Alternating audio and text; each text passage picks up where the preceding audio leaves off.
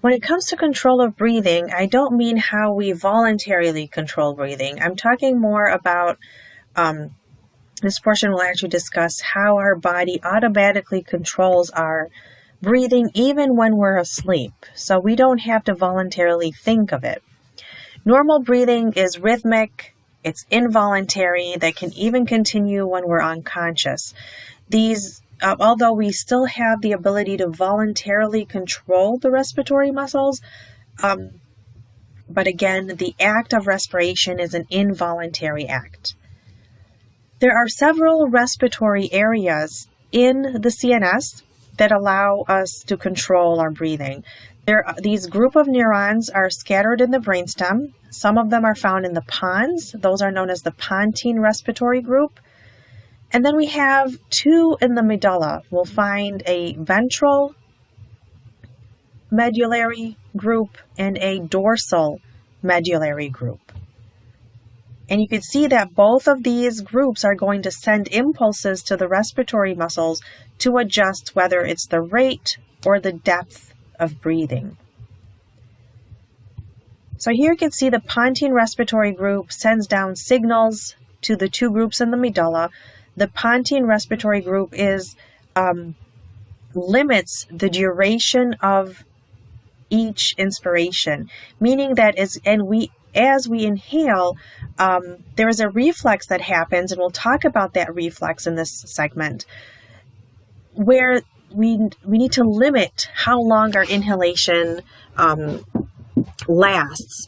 And the limitation of the duration of each inspiration is the function of the pontine respiratory group.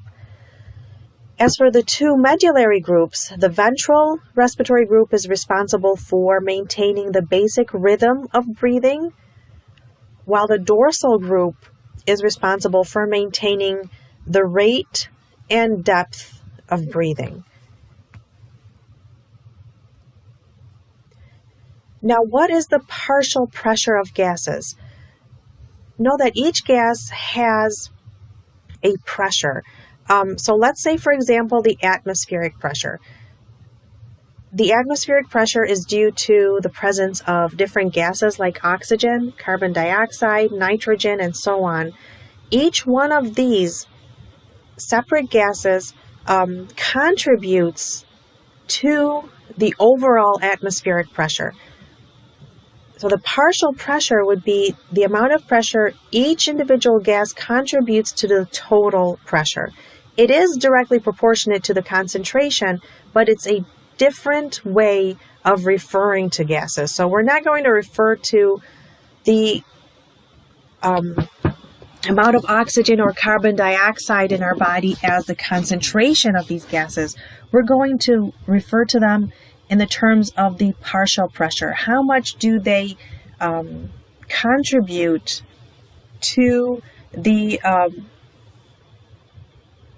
total pressure of gases in our body? And that takes us to the factors that affect our breathing, whether it's the rate of breathing or depth of breathing. There's the partial pressure of oxygen, partial pressure of carbon dioxide, the amount of hydrogen ions in our body fluids, or the pH, the degree of stretch of the lung tissue, our emotional status, and the level of physical activity. And we will find that, surprisingly, the most important of all of these is the partial pressure of carbon dioxide. The main force that lets us breathe, or the main stimulus of breathing, is the partial pressure of carbon dioxide and not the partial pressure of oxygen. So when we give oxygen to patients, whether in a hospital setting, for example, we do not want to give them 100% oxygen, because if their body is 100% concentrated with oxygen, there really is no motivation for the body to breathe. We want to give them a little bit of carbon dioxide, because that is the main motive for breathing, is to get rid of carbon dioxide. We will see, for example, the emotional state. So when we're happy, when we're excited, All of these can change the rate and depth of breathing too. So we'll talk kind of about these items one at a time. First, before we introduce how the partial pressures of oxygen and carbon dioxide, how they affect breathing, we want to go back and review the mechanical receptors and the chemoreceptors. So we know mechanoreceptors are receptors that are stimulated by mechanical stimuli, for example, stretch, while chemoreceptors are stimulated by different chemicals like oxygen and carbon dioxide and hydrogen ions, and that's what we're using here. We have chemoreceptors in the CNS, those are known as the central receptors, and we have chemoreceptors in the arch of the aorta and in the carotids, and those are known as the peripheral chemoreceptors. That famous equation that I talked about is going to come here in play, where carbon dioxide is going to combine with water to make carbonic acid. That carbonic acid will then break down into hydrogen ions and carbonate ions. The hydrogen ions are responsible for the pH changes that happen due to the accumulation of carbon dioxide. So the more carbon dioxide produced, the higher the acidity. So let's talk about the central chemoreceptors first. Those are found in the ventral part of the medulla oblongata. They are going to monitor the pH found in the CSF. Carbon dioxide does not have the ability to cross the blood-brain barrier. So what happens, as we know, that carbon dioxide is going to combine with water to make carbonic acid and then break down into hydrogen and bicarbonate ions. It's the hydrogen that is going to diffuse and change the pH of the CSF. So these central chemoreceptors are there to monitor the pH of CSF, not monitor the carbon dioxide levels, although they obviously would go hand in hand. And when the pH of the CSF goes down, meaning that the CSF is acidic, that means there's been a buildup of carbon dioxide, and that will lead to the stimulation of breathing. The peripheral chemoreceptors are found in the aortic bodies that are in the arch of the aorta, or the carotid bodies, which are at the bifurcation of the common carotid into an internal and external carotid arteries. When we talk about bodies, we mean they're a collection of receptors. Okay, and these peripheral chemoreceptors are mainly sensitive to the changes in the partial pressures of oxygen, although they're not going to really kick in until the partial pressure of oxygen decreased to about 50% of its normal value. So you see here that they're not as sensitive as the central chemoreceptors are. But the decreased pressure of oxygen, the decreased partial pressure of oxygen will cause an increase in the breathing rate and tidal volumes to increase the alveolar ventilation. The peripheral mechanoreceptors are found in the lung tissue, and that is leads to a reflex known as the inflation reflex or the Herring-Brewer reflex. This reflex is the reflex that I mentioned that limits or prevents the overinflation of the lungs. So as we inhale, that leads to stretch of the tissues of the lungs that will stimulate these stretch receptors, and the afferent neurons will go to the pons, and the pons is going to limit the duration of inhalation. Okay, it'll stop the impulses going on the vagus to the diaphragm. So again, we have prevented the overinflation of the lungs.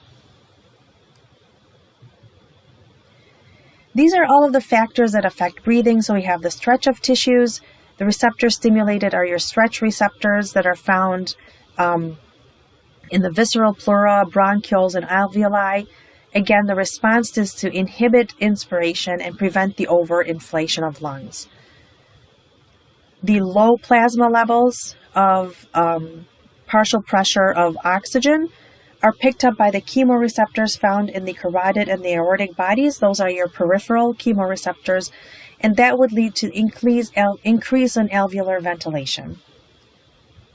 High plasma levels of partial pressures of carbon dioxide or the low pH levels in the CSF, which is translated into higher hydrogen ions, these are going to be picked up by chemoreceptors, and that would lead to the increase in the alveolar ventilation rates.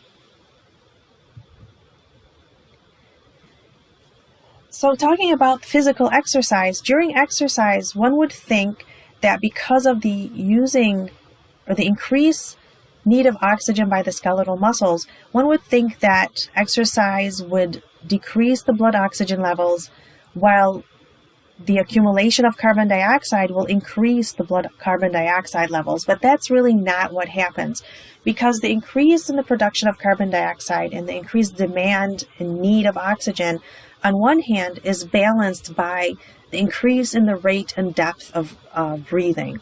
And it happens even before we exercise. So, when you're thinking of exercising or about to exercise, the brain will start sending impulses to the respiratory muscles to already increase the rate and depth of breathing.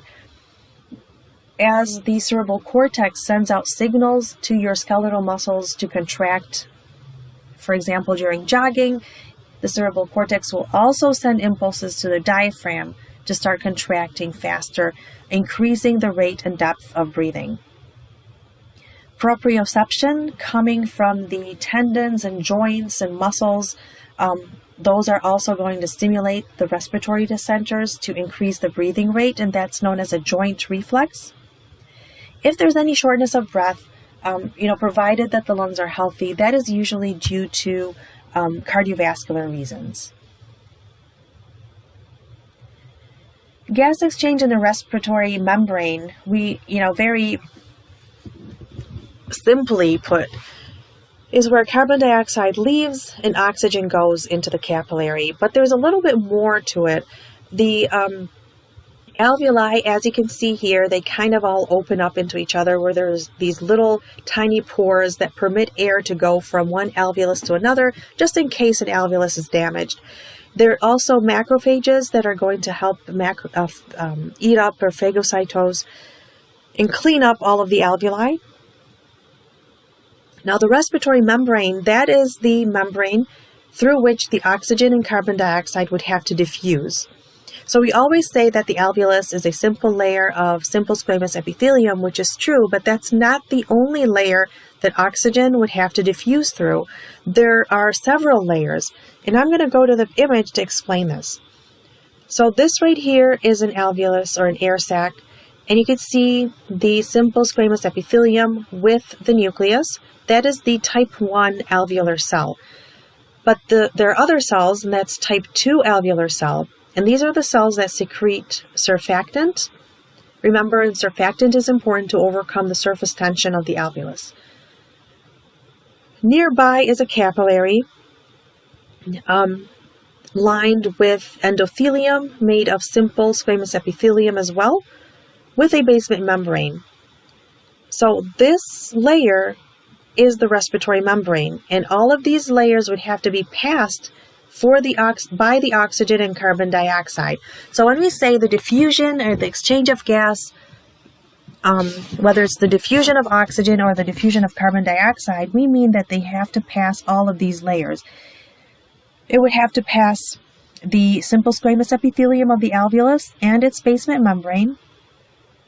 It would have to pass also the endothelial lining or the simple squamous epithelium of the capillary and its basement membrane.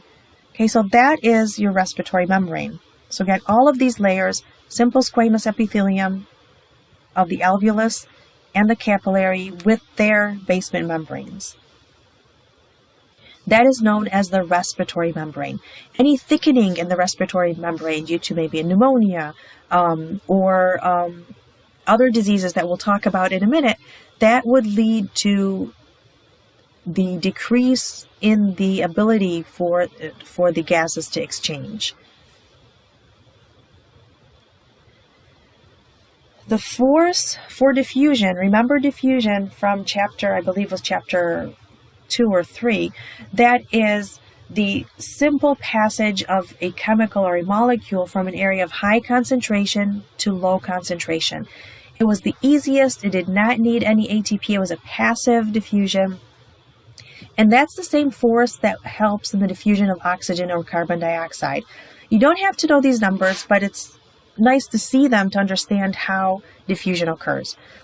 So these are the pressures of oxygen, of carbon dioxide and oxygen inside of the alveolus. So you see here that the oxygen is at 104, while the oxygen coming through the capillary is at 40. So according to diffusion, oxygen will diffuse from high concentration to low concentration. And you see as the blood flows out, the concentrations become equal.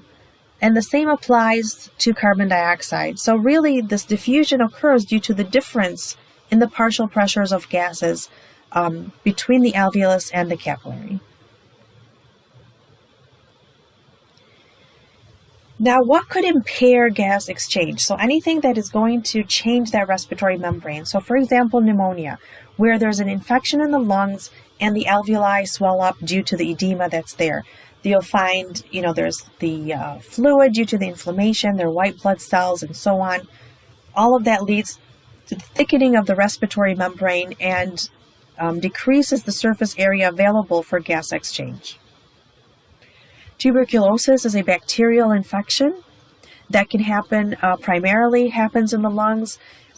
And in order to, in an attempt to prevent the spread of TB to the rest of the lungs, we have what are known as tubercles, which is basically a fibrous wall formed around the bacteria.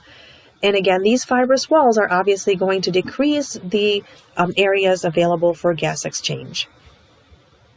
Atelectasis or lung collapse, that's when the bronchi becomes obstructed. Any of the alveoli that are found distal or beyond that obstruction, they are all going to collapse because they're no longer getting any air. And the blood vessels that supply them collapse as well. So that blood will divert from the areas of atelectasis to the healthier lung tissue.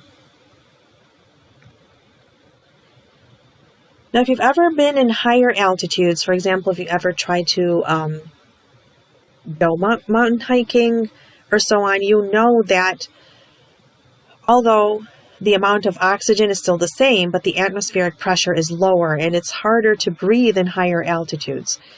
That leads to something known as altitude sickness, so that because of the lower atmospheric pressure, again making it harder to breathe, the body compensates that by increasing the heart rate and increasing the breathing rate. And if it's a chronic condition, so if a person kind of lives in areas that are way above sea level, eventually they'll start producing more and more RBCs and hemoglobin in order to compensate for the low atmospheric pressure. HAPE, or high altitude pulmonary edema, is a very severe form of altitude sickness where there is a headache, nausea, vomiting, tachycardia, and high breathing rates, and cyanosis. Cyanosis is the bluish discoloration due to the decrease in the amount of oxygenated blood. In the next portion, we'll talk about how gas is transported through the circulatory system.